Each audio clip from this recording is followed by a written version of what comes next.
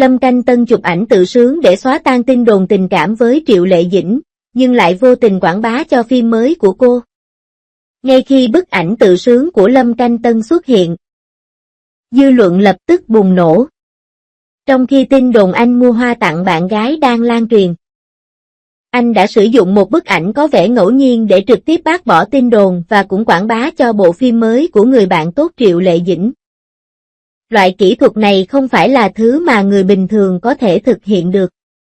Trong ảnh, anh ấy đang cầm chiếc cúp mang số 44 và một con búp bê gấu trúc, với ánh mắt thư thái và miệng hơi nhếch lên. Một từ đơn giản, đừng đoán. Không có lời giải thích thêm nào, nhưng người hâm mộ vẫn bận rộn cố gắng diễn giải thông điệp ẩn chứa đằng sau nó. 44. Một số người ngay lập tức nghĩ đến bộ phim mới ghi Hoa Hướng Dương có sự tham gia của Triệu Lệ Dĩnh. Những chú gấu trúc ở đâu?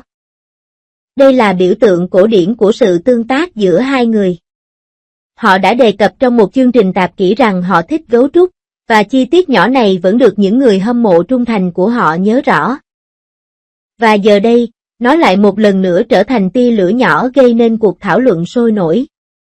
Một số người nói rằng ông đã làm điều đó một cách vô tình, nhưng liệu điều đó có đúng không? Thời gian chính xác đến vậy, đạo cụ được lựa chọn rất khéo léo, kết hợp với sự thông minh thường thấy của Lâm Canh Tân, ai có thể tin rằng đây hoàn toàn là sự trùng hợp ngẫu nhiên. Động thái này không chỉ làm rõ tình hình của anh mà còn giúp bạn anh tăng cường sự hiện diện của mình. So với những người luôn viết những tuyên bố dài dòng hoặc phản bác nghiêm túc, những câu trả lời hài hước và dí dỏm như vậy rõ ràng dễ chịu và hiệu quả hơn. Tất nhiên, một số người bắt đầu phân tích xem. Một số cư dân mạng cho rằng đây là biểu hiện tự nhiên nhất của tình bạn giữa những người nổi tiếng và không cần phải diễn giải quá mức. Nhưng một nhóm khác lại khẳng định rằng có thể có dấu hiệu của sự thiết kế cẩn thận của nhóm đứng sau việc này.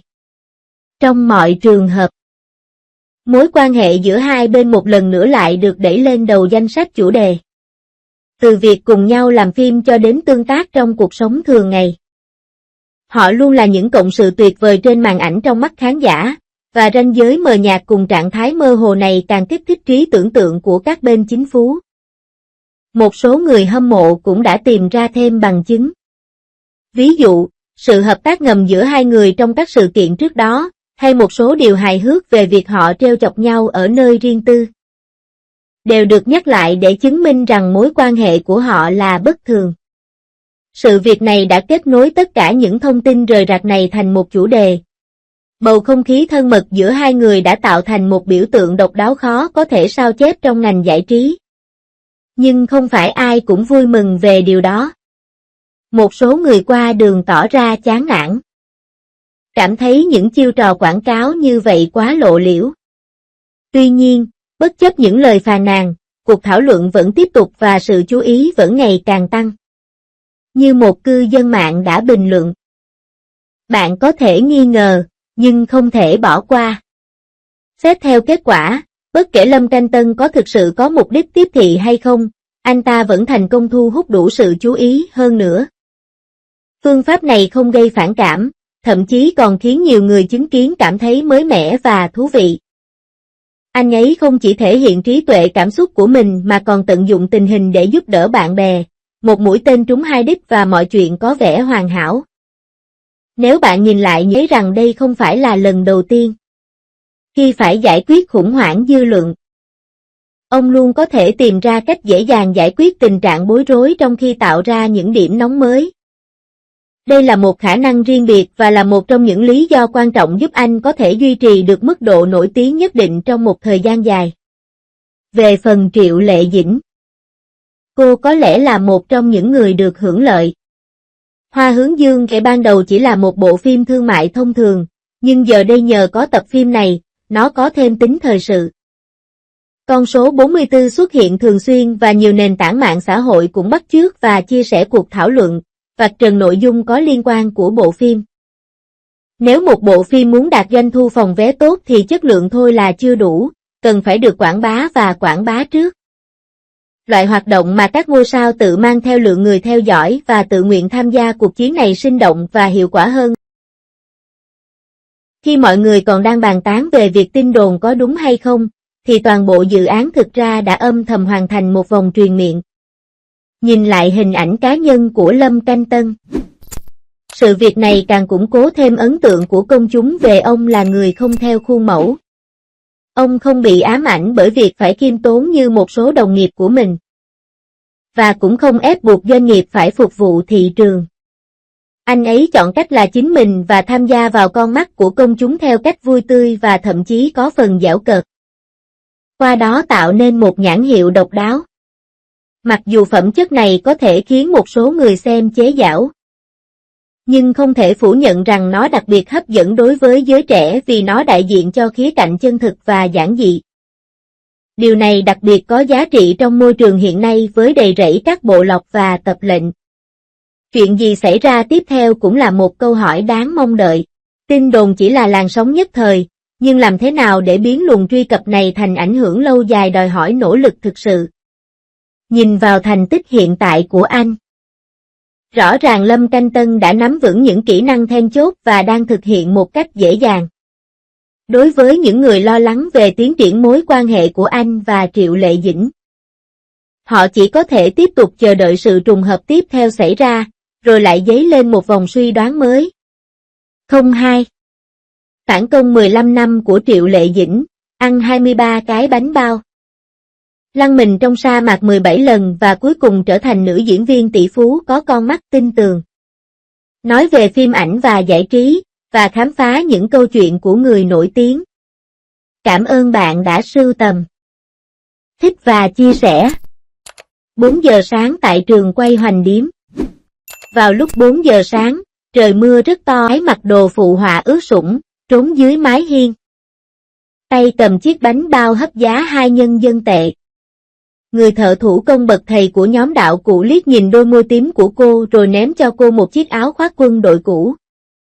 Không ai có thể nghĩ rằng cô hầu gái nhỏ khi cuộn mình trong góc này sẽ trở thành một nữ diễn viên hàng đầu, nâng cao chiếc cúp Magnolia và mang về hàng tỷ đô la doanh thu phòng vé sau 15 năm.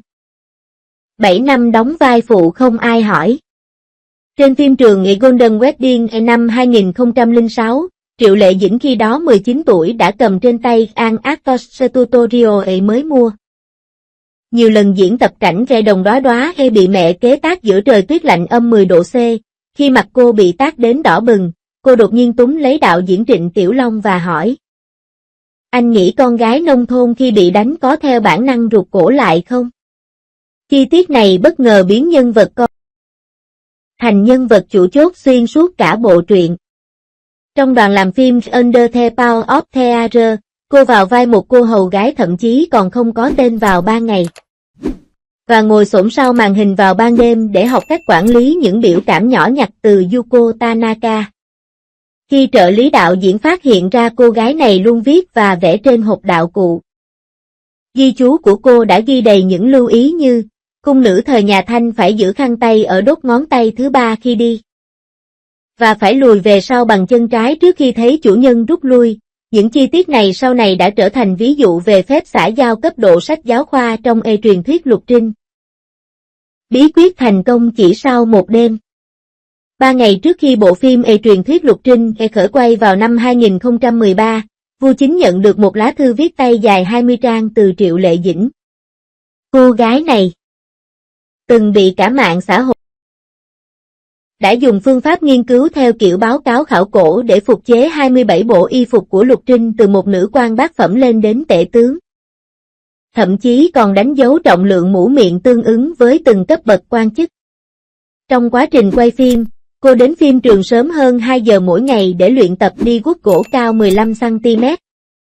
Khi mắt cá chân của cô sưng đến mức không thể đi giày biểu diễn, cô đã nghĩ ra ý tưởng cuốn vùng bị sưng bằng màng bọc thực phẩm và tiếp tục quay phim.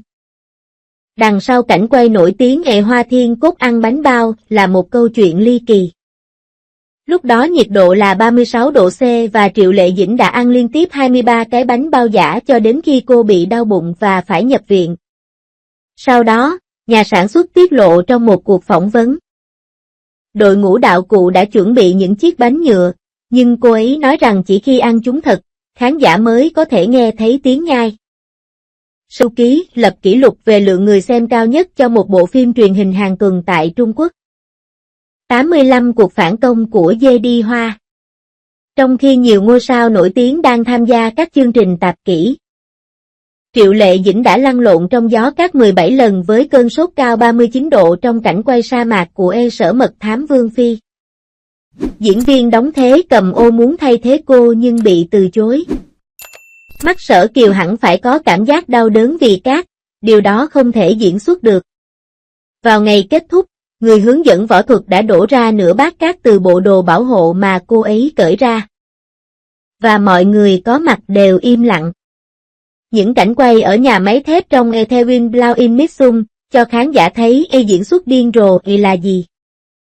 Để khôi phục lại vóc dáng thăng trầm của một nữ doanh nhân những năm 1990, Triệu Lệ Dĩnh đã chủ động xát tay bằng hạt muối thô, mỗi vân tay của cô gần như biến mất. Điều gây sốc nhất là trong quá trình quay cảnh say rượu, cô ấy thực sự đã uống 8 lượng rượu trong lúc bụng đói, loạng choạng đi đến màn hình và hỏi đạo diễn: "Bây giờ đôi mắt đỏ ngầu đã đủ chân thực chưa?" Đột phá từ giao thông đến sức mạnh. Có một chi tiết ít người biết đằng sau hậu trường của giải thưởng Magnolia, khi người trao giải đọc về Triệu Lệ Dĩnh. Cô ấy đang kiểm tra các điều khoản pháp lý của điều 20 trên điện thoại di động của mình. Sau đó, các nhân viên tiết lộ rằng cô vừa hoàn thành việc học tài liệu thử nghiệm trong 48 giờ liên tục và mắt cô vẫn còn đỏ ngầu vì thức khuya. Khả năng chuyển đổi vai trò bất cứ lúc nào này đã khiến tất cả các cố vấn pháp lý mà cô từng làm việc cùng phải kinh ngạc, khi cô thảo luận về các yếu tố tự vệ.